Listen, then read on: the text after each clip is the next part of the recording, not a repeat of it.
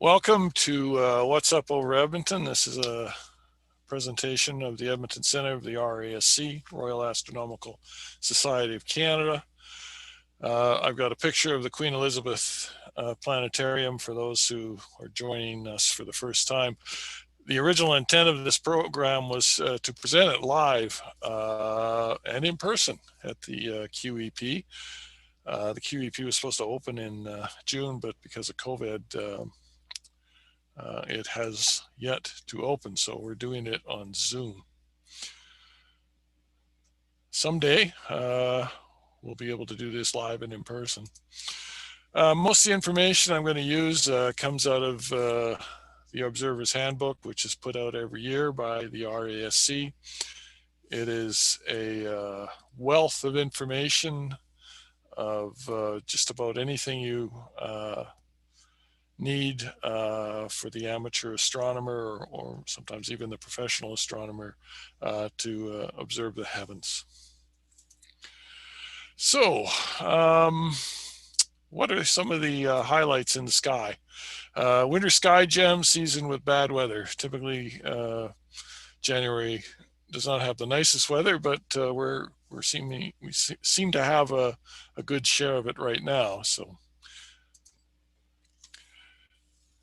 Jupiter and Saturn exit the stage. I've been talking about that for the last few months. They are put on a spectacular show in December when they had a very, very close conjunction on the 21st, which unfortunately, somebody have to admit that, which unfortunately was clouded out here in Edmonton, but the 20th and the 22nd were very good.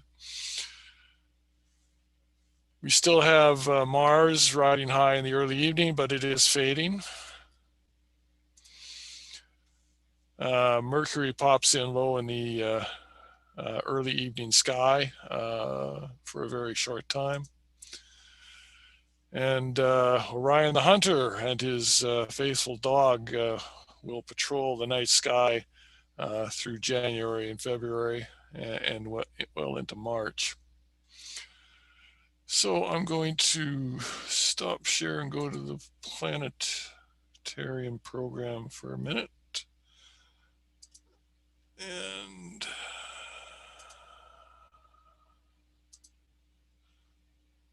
okay. So I start with Jupiter and Saturn. I've set the time right now for 5:15 as of tomorrow. Jupiter and Saturn are very, very low on the horizon now as they will be moving into solar conjunction when they actually swing behind the sun from our point of view.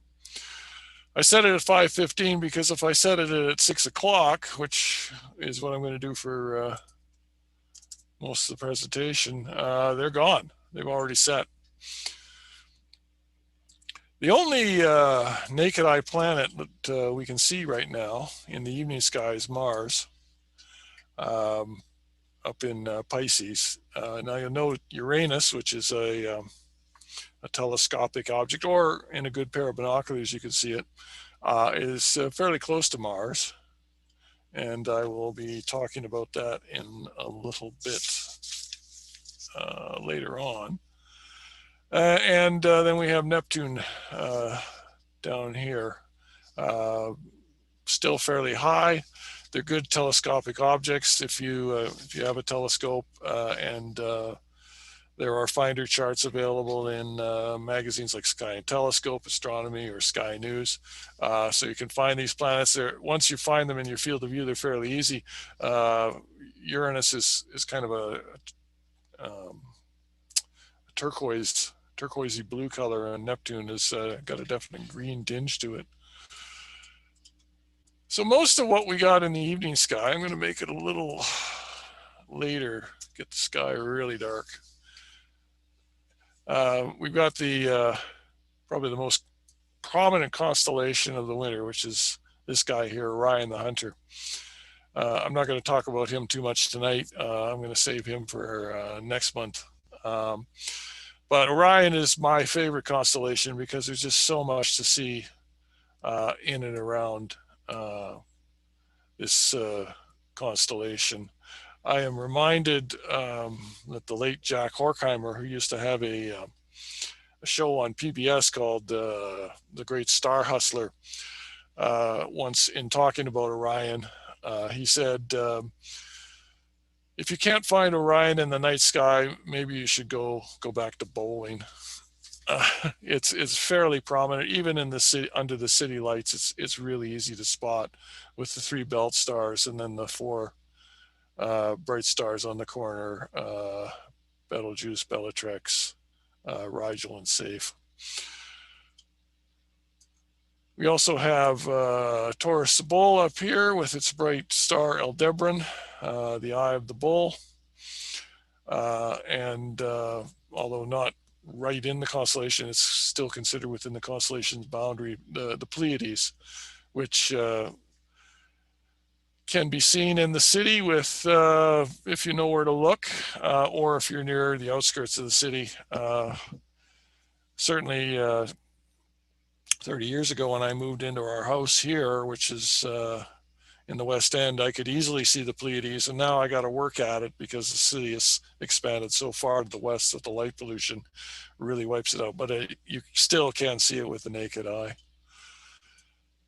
Of course, you have the familiar constellations are always with us in the northern sky: the Ursa Major, or the Big Dipper, the two pointer stars pointed at Polaris, part of Ursa Minor, or the Little Dipper. Although in the city, I can only see three stars in the Ursa Minor. I can see Polaris, and then I can see the two guys here at the end of the Dipper's bowl.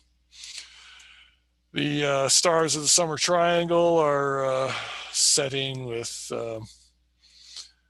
Vega, Deneb, and then Altair down there.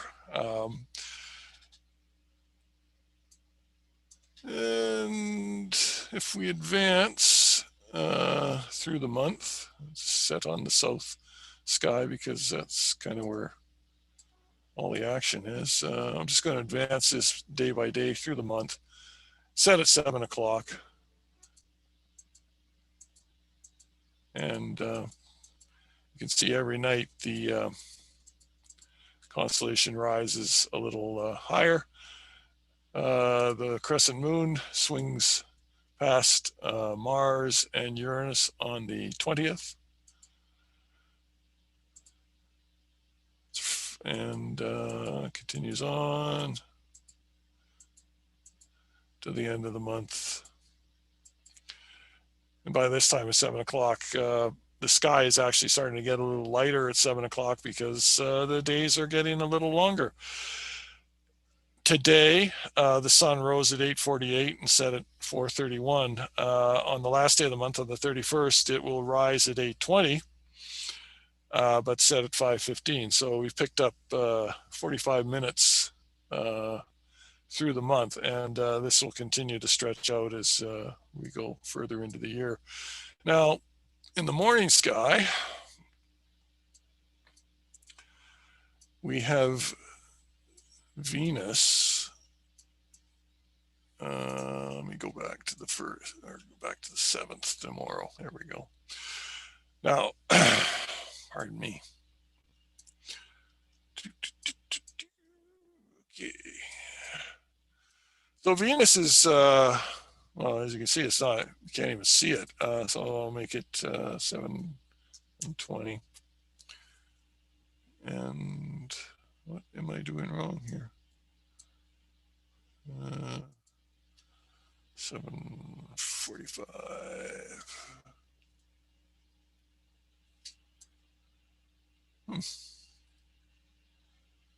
I seem to have a little problem here because I don't see Venus and it's not there.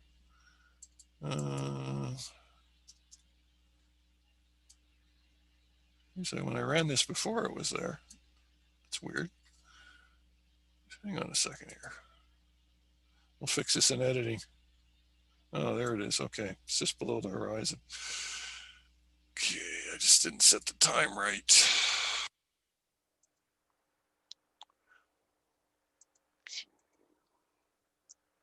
Sun's up.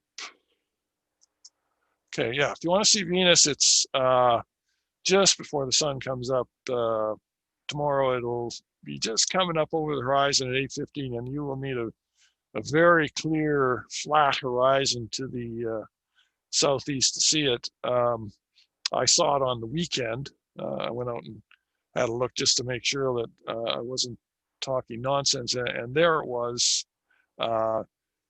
Couldn't see it for very long because by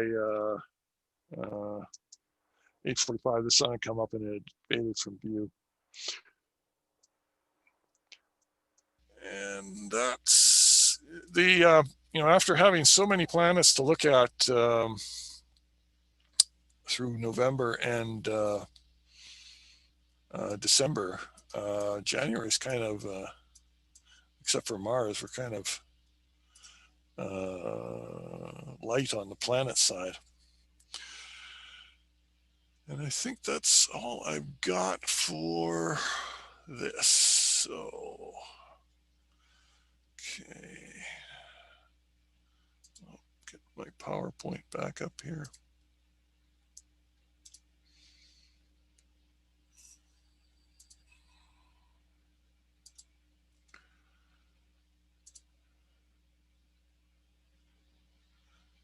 Okay.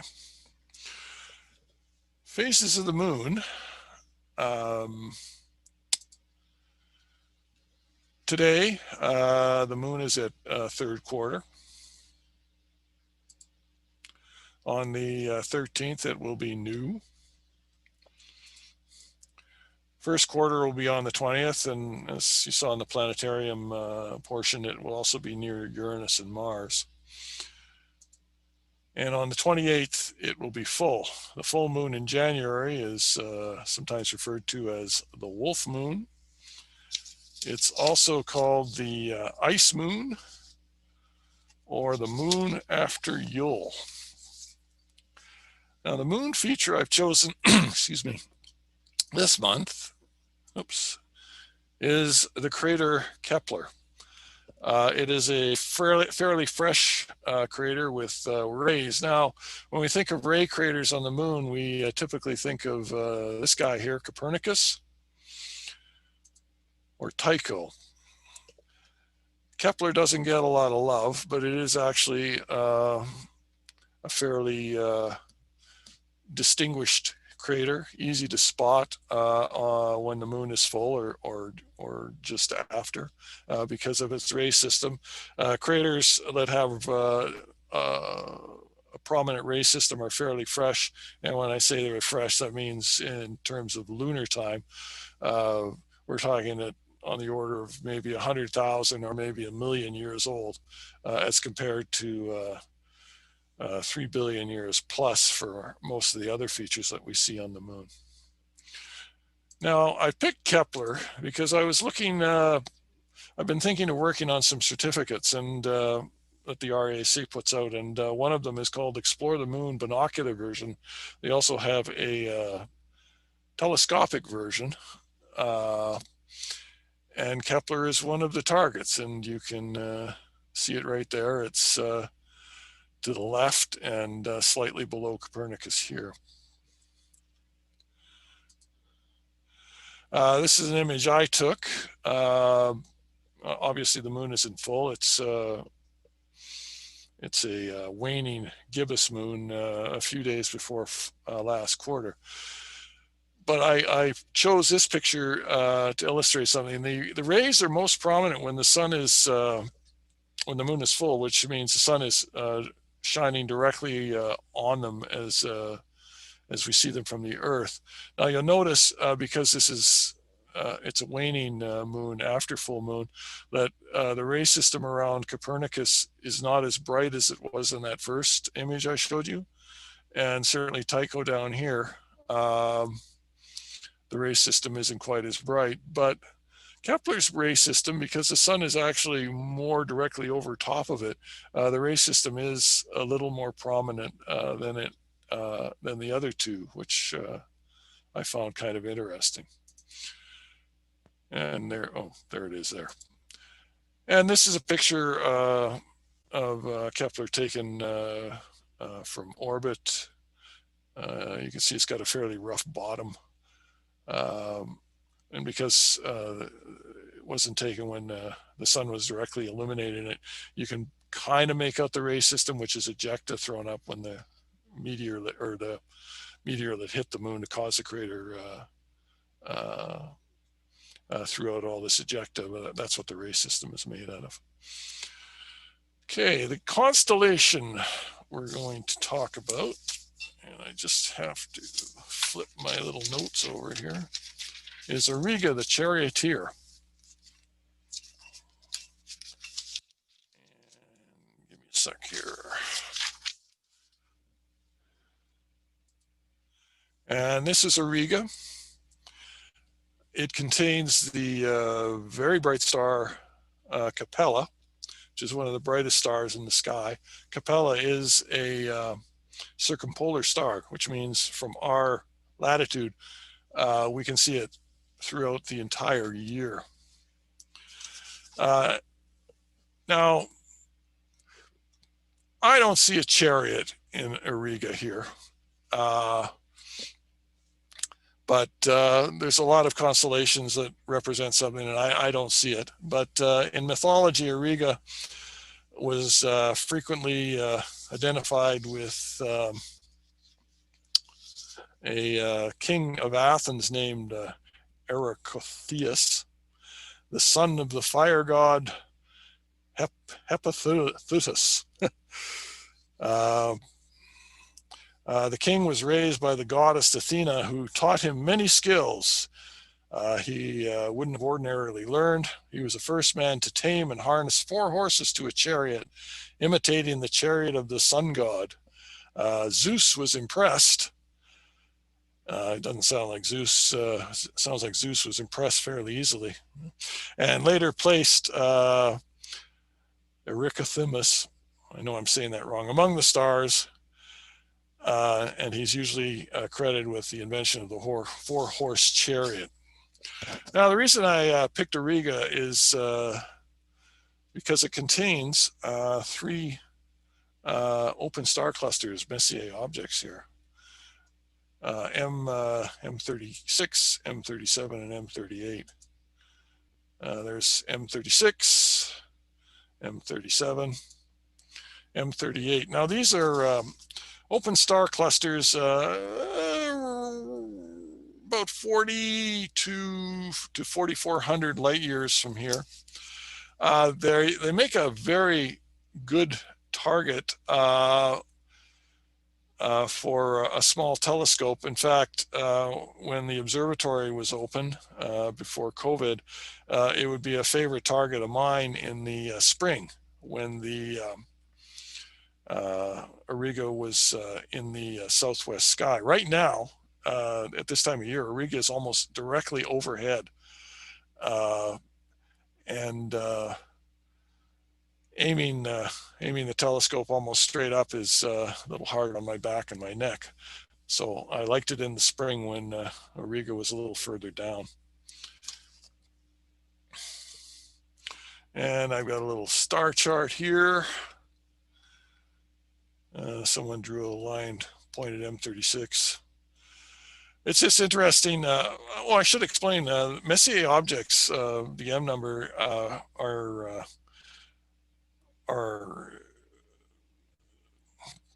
oh, I've lost my chain of thought. Fix it in editing. Okay, Charles Messier was an 18th century French astronomer who liked to hunt for comets.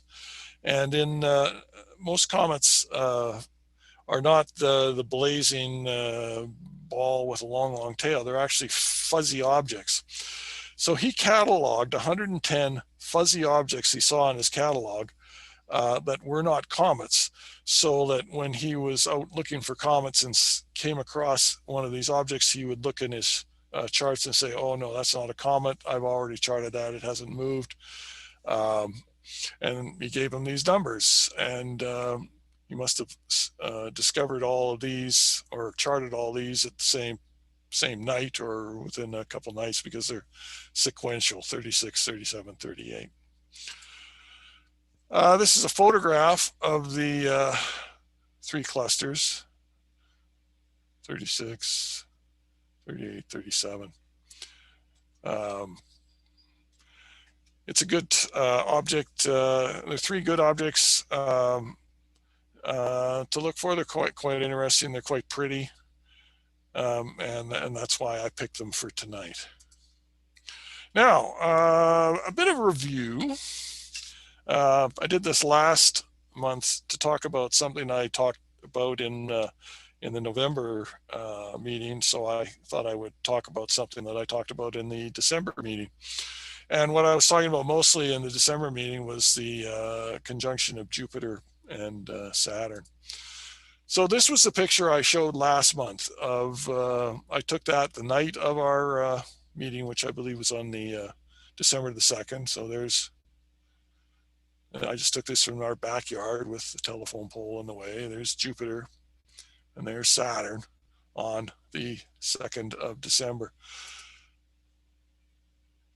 Here is a picture I took on the 20th of December. Now, this is through a 300 millimeter lens, I should point out. So there's Jupiter and there's Saturn. You could see how much they'd moved as Jupiter caught up with Saturn on this faster inner orbit.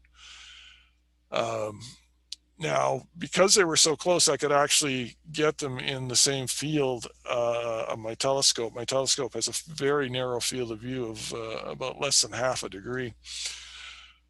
So I hooked the camera up to the back of the telescope, and I got this. There's Jupiter, and there's Saturn, in the same field of view of my telescope. And as I say, my telescope field of view is less than half a degree, which is half a degree is about the diameter of the full moon. So, and this image is actually cropped, and I will show you what I mean in a minute here. And just for fun, because when I was taking these pictures through the month, I took a series of those pictures of the planets coming together, which I haven't put together in an animation, but I'm getting to it. When I looked at some of the images, I could see artifacts on either side of Jupiter, and I thought, oh, was that a reflection? Is that an artifact? Does that have a hot pixel? And then I thought, well, wait a minute, maybe they're the moons of Jupiter. And so I checked some star charts, and yeah, they were. So my DSLR with a 300 millimeter lens was picking up the moons of Jupiter. Now you can't see them in this picture because I didn't want to overexpose Saturn. I wanted to show its ring such as it is. So I did overexpose that image in a later image, and you can see the four moons of Jupiter, Europa, Io, Ganymede, and Callisto. And I also managed to get a couple moons of Saturn, Titan there and Rhea there. And this is a star. That's not a moon, that's a star. So I was pretty impressed that I could get all that. Now, as I said, I cropped the images. The moon was up on the 20th. And so I took this picture of the moon. So the image that I just showed you through my telescope would fit in that square. So that's how close these two planets were. It's as close as we have seen it on Earth since the 1200s. And we aren't going to see them that close again until we're all worm food or dust or ash or whatever. It's going to be a long time. The next time they come close together, they won't be as close as they were this time around, but you won't be able to see it because it'll be happening in the daytime sky. So that's a little bit of review. So other highlights this month, as I mentioned in with the Starry Night program, Venus is very, very low before sunrise this month, and it's going to stay very, very low until it swings behind the sun in March. Oh, I should mention this. The Earth was at perihelion, which is its closest point to the sun, on January the 2nd. I mentioned that because one time I was on a trip in Europe with a colleague, and he happened to think the reason we had summer was because the Earth was close to the sun. And I said, well, no, it's because of the tilt of the Earth's axis. and that it's actually closest to the sun during our winter. Mercury is going to be 3 moon diameters south of Jupiter on the 11th, but it's going to be really, really low in the sky. I think it'll be impossible to see because I think the sun will still be up when it's that close. But you can give it a whirl. Give it a whirl. Mars and Uranus are near the moon on the 21st and also on the 20th. And Saturn and Jupiter are in solar conjunction on the 24th and the 29th. We won't see them again in the evening sky. Solar conjunction is when they swing, from our point of view, swing behind the sun. And they'll stay there for a few weeks, and then we'll start to see them in the morning sky. Now we have this thing I do every month. It happened this month in space history. And the proviso is it has to have an anniversary that is divisible by 5. So in 2021, it's going to be a year that ends in 1 or 6. So why isn't it clicking? Okay.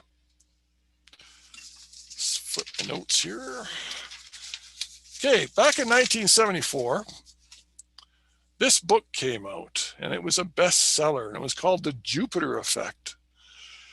And it predicted the planets were all going to align on the same side of the sun and trigger devastating earthquakes, widespread havoc. It would cause tidal forces on Earth that would change our weather and change the Earth's rotation. They predicted the big one in California on the San Andreas Fault. And if you remember the original Superman movie, Lex Luthor set off a nuclear explosion on the San Andreas Fault with the intention that a big hunk of California would fall into the ocean. Anyway, well, nothing happened. So in 1982, the same guy brought out The Jupiter Effect Reconsidered. And in that book, he said, well, actually, it did happen. And the Jupiter effect triggered the Mount St. Helens eruption in 1980. Okay, which is why there's a picture of Mount St. Helens on the cover. Didn't say anything about rigged elections in 1980. Now, the reason I talk about this is because this book was based on the alignment of the planets. Now, in 1964, an engineer at the Jet Propulsion Laboratory in Pasadena named Gary Flandreau noted that there would be an alignment of the 4 Jovian planets in the late 1970s that happens every 175 years, and it would allow a single spacecraft to visit all 4 of the Jovian planets in a reasonable amount of time by using gravity assist. And this is how the Voyager program came to be eventually, where they would fire a spacecraft. In this case, they fired 2 spacecraft off to Jupiter, and then it would use Jupiter's gravity to fling the spacecraft onto Saturn, and then onto Uranus, and then on to Neptune. So they built 2 spacecraft, Voyager 1 and Voyager 2, loaded them into a Titan 3C rocket and launched them. Voyager 2 was launched on August 20th, 1977, and Voyager 1 was launched September 5th, 1977. Voyager 1 flew a faster path, so it got to Jupiter before Voyager 1. It arrived at Jupiter in March of 1979. Voyager 2 arrived in July of 1979. So we're going to talk about Voyager 2 tonight because it encountered the planet Uranus 35 years ago this month on the 24th of January. So here is the flight path of Voyager 2. It went to Jupiter first in July of 79, and then used Jupiter's gravity to send it on towards Saturn, which arrived there in August of 1981. And then using Saturn's gravity, flung it onwards toward Uranus, where it arrived in January of 1986. After Uranus, it was sent on to Neptune, where it arrived in August of 1989. Now, had they launched the spacecraft directly to Neptune with the current technology and the state of rocketry at the time, it would take almost 30 years to get there without gravity assist. Any mission that we've sent out to the outer planets, Cassini to Saturn, New Horizons to Pluto and beyond, have all used the gravity of Jupiter to accelerate the spacecraft so it will arrive in a reasonable amount of time. So I should put a little backstory here about Voyager 2. Now, during its encounter with Saturn in August of 81, the scan platform, which is this thing right here, which a lot of the instruments, including all the cameras, are mounted. The scan platform moves. It's so the whole spacecraft doesn't have to move to take a picture. The platform moves side to side and up and down. Anyway, as it approached Saturn, the scan platform was taking images, slewing all over the place, and then it jammed. And the engineers thought, uh-oh, we're in trouble here. And all it was taking images of was just blank space. First, of course, they thought the imagers had conked out, but then they soon realized, yeah, the images are working fine. It's just it's not pointing where it's supposed to. And what had happened is that they were slewing it so quickly is that the lubricant inside the gearing just kind of went away. So they did a trick which is known to just about anybody who drives in our climate. They started rocking the gears back and forth slowly, like when you get your car stuck in a snowbank and you go back and forth and get the car rocking until eventually you can get out.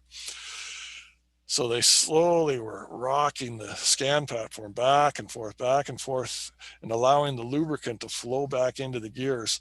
And eventually it loosened and it functioned. And they were able to salvage a little bit of the Saturn encounter,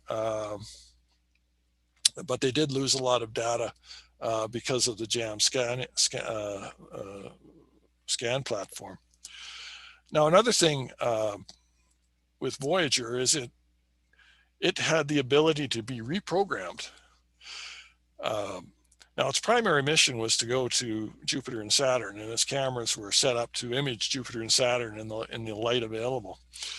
Out at Uranus and Neptune, it's considerably darker because they're further away from the sun. The sun is bright.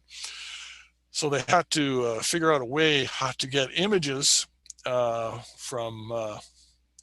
the available imagers in the limited light. And how they did that is when they would be taking an image, they would have to open the shutter a little bit longer. And of course, the spacecraft is going about 40,000 miles an hour when it encountered Uranus. So they didn't want to streak the images. So they programmed the spacecraft to slightly slew as it was taking these long images. And you'll see an example of that in one of the pictures I've saved here. So it got to Uranus.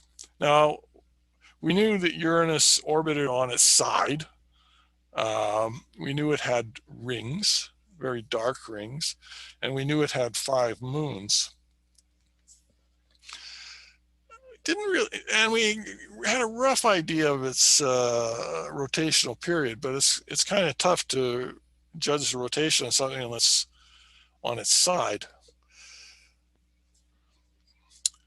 But Voyager was there to answer these questions. So it imaged the rings, and as you can see, these streaks there are star images, which are caused by the spacecraft actually slewing as it took the image of the rings to keep them in focus and clear.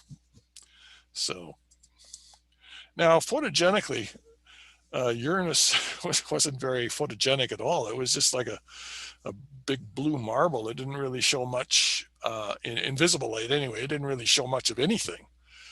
Now, when they took infrared images and stuff like that, and they could look further down the atmosphere, it did show some detail. But to the naked eye, it was just looks like a big marble. But they found some interesting stuff at Uranus, and one of the most interesting things was this magnetic field. So here's the axis of rotation through the pole. As I said, Uranus is on its side and it kind of rolls through its orbit, but its magnetic field seems to be centered through the middle of the planet, almost coming up out at the equator, which was very strange. They theorized that somewhere in its past, Uranus was knocked over on its side, which is why it has this rotation on its side, but somehow the magnetic field didn't get knocked over. I don't know. Just an idea, maybe. But very unusual that the magnetic field would not align with its poles. Now, although the planet itself wasn't very photogenic, its moons were. Now, before Voyager arrived, we knew about 5 moons. It did find 10 more. It also found 2 more rings. Now, the rings, or pardon me, the moons, most of the moons were very similar to what they found at Saturn, which were rocky and icy. Oberon was a fairly typical moon with an old surface, lots of craters, ice, bit of ray system. But the moon that got the most interest was the tiniest of the known moons, Miranda. Now, how they managed to image Miranda is kind of an interesting story. It just happened to be on the flight path they needed to properly aim Voyager 2 to encounter Neptune. So it flew very, very close to Miranda. And this is what they saw. Just a jumble of, it was a mess, really. Members of the imaging team said it looked like someone had taken Miranda and blown it apart and then squashed it back together again. Very, there are of course craters, an uneven surface, this big chevron feature, this, whatever this is, it wasn't really even. There's this cliff over here, and I've got a close-up of that, which is really interesting. It's coming up. And this is that cliff feature. Now, this cliff is the highest cliff in the solar system. It's over 10 kilometers high. This fault system on Miranda. It was just, they were totally unexpected. It was totally unexpected what they saw at Miranda. It was just, they just couldn't account for it. So the theory is that somehow Miranda was hit by a large object, it shattered and then recoalesced into this jumble that we see now. Now, Voyager 2 flew past Uranus Its closest encounter was on, as I said, it was on the 21st. It flew about 80,000 miles from the planet. And it was on its way out. And the final press conference that the imaging team was going to have for the encounter was scheduled for the 28th. They never had that press conference because just before the press conference, they put this on the screen. We have main engine start, 4, 3, 2, 1, and liftoff. Liftoff of the 25th Space Shuttle mission, and it has cleared the tower. Engines throttling up, 3 engines now at 104%. Challenger, go at throttle up. Challenger, go at throttle up.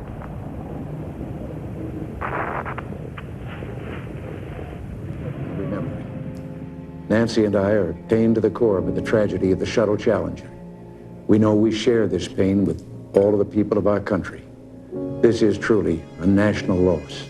I know it's hard to understand, but sometimes painful things like this happen. It's all part of the process of exploration and discovery. It's all part of taking a chance and expanding man's horizons. The future doesn't belong to the faint-hearted. It belongs to the brave.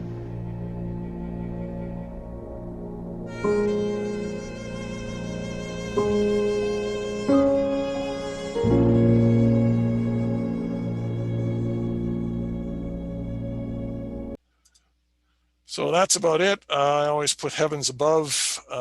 It's a great source of information.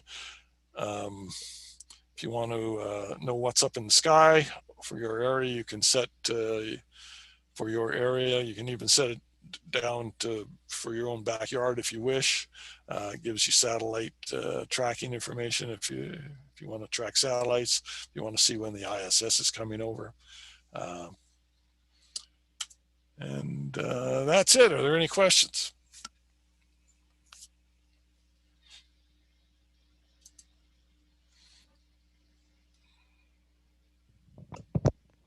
Can you hear me now, Jeff? Geez, I wonder if the sound is me. All right. Did anyone say anything just now? I did. Oh, okay. Could you hear that? We did hear it, but you couldn't hear any of us throughout your entire presentation. Oh, geez. So, well, not that we had a lot to say, but. Oh, I'm sorry. Yeah, somehow you couldn't hear us at the beginning, and it didn't come all the way through. Oh, dear. Okay. That's okay. I did hear the sound. Oh, okay. All right. Okay. That cliff on Miranda, it looked like there might have been some imaging artifacts or something. Did they ever figure out if some of the strangeness was just artifacts versus, this is really how weird it is? I don't know. I don't know. I just went by what I read. I just a couple months ago I finished reading a book on the Voyager mission, and they didn't mention anything about artifacts when it talked about Miranda. So. Okay.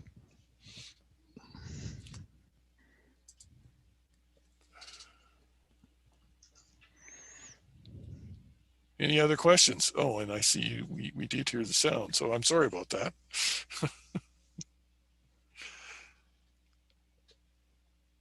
Actually, we heard the sound after you turned it on the second time you played it, not the first time. Okay. All right. Okay. So there was a problem, I think, on your first launching of the video, but not the second one. Yeah. I didn't check the box, so, but I must have somehow muted my my headphones. Right. Fix it in editing. Yeah. Okay. Well, if there's no other questions, I will say good night. We'll do this again on the 3rd of February. And we'll talk about some other stuff. Sounds good. Thank you. Okay. Thanks a lot. Thanks, Jeff. Yeah. Okay. Thank you. Yeah, thanks, Jeff. Appreciate it. Thank you. Oh, you're welcome. You're welcome. Thanks for joining us.